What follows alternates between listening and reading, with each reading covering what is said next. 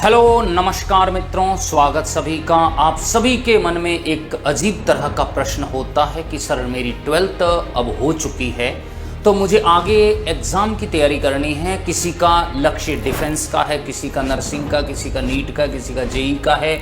तो इन सभी एग्ज़ाम के अंदर डिफरेंट एग्ज़ाम के अंदर एक छोटा सा प्रश्न उठता है कि इंग्लिश में न्यूनतम अंक कितने होने चाहिए।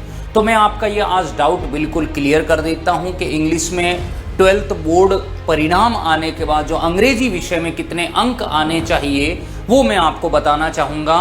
कि अगर आपका लक्ष्य डिफेंस सेवाओं में जाने का है, अगर आपका लक्ष्य नर्सिंग जैसे एग्ज़ाम को क्रैक करने का है, तो साथियों मैं आपको बताना चाहूँगा कि जो बोर्ड परीक्षा से जो परिणाम आने वाला है उसमें अंग्रेजी विषय के अंदर न्यूनतम 50% अंक होना ज़रूरी है। लिख लीजिएगा, 50% अंक होना बहुत ज़रूरी है।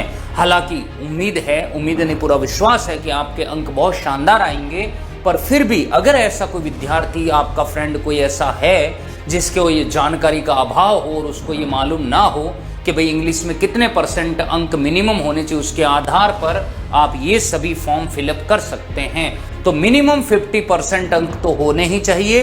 अगर आपका टारगेट है डिफेंस में एनडीए करने का, अगर एयरफोर्स से एक्स और वाई ग्रुप में सेलेक्ट होने का, अगर नेवी में आपको मैं कहूँगा एसएसआर के माध्यम से जल सेना में नियुक्त होने का, तो आपको 50% इसके अंदर इंग्लिश में आने ही चाहिए। ऑल ओवर कट ऑफ जो मार्क्स है वो तो आपके 60-70% हो, बहुत बेहतर है, शानदार है।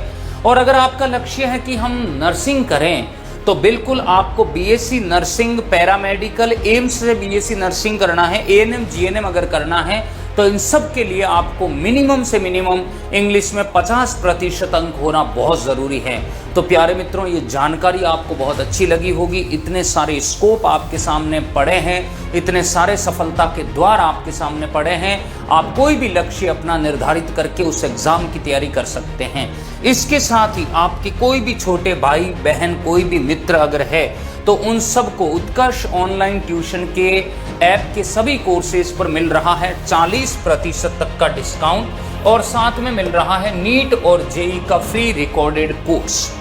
और ये तभी पॉसिबल है जब आप न्यू कूपन कोड NEW40 इस्तेमाल करते हो। अगर विद्यार्थी RBSE, CBSE, UP, MP, Bihar किसी भी बोर्ड का है। साइंस स्ट्रीम से जुड़ने के लिए हमारा निश्चय बैच है 2026 का, साइंस स्ट्रीम के लिए, हिंदी इंग्लिश मीडियम दोनों के लिए है। क्लास 11th और 12th स्टैंडर्ड बैच में भी आप एनरोल कर सकते हैं और प्राइम बैच में भी आप एनरोल करवा सकते हैं। उम्मीद करता हूं जानकारी बहुत अच्छी लगी होगी। Thank you.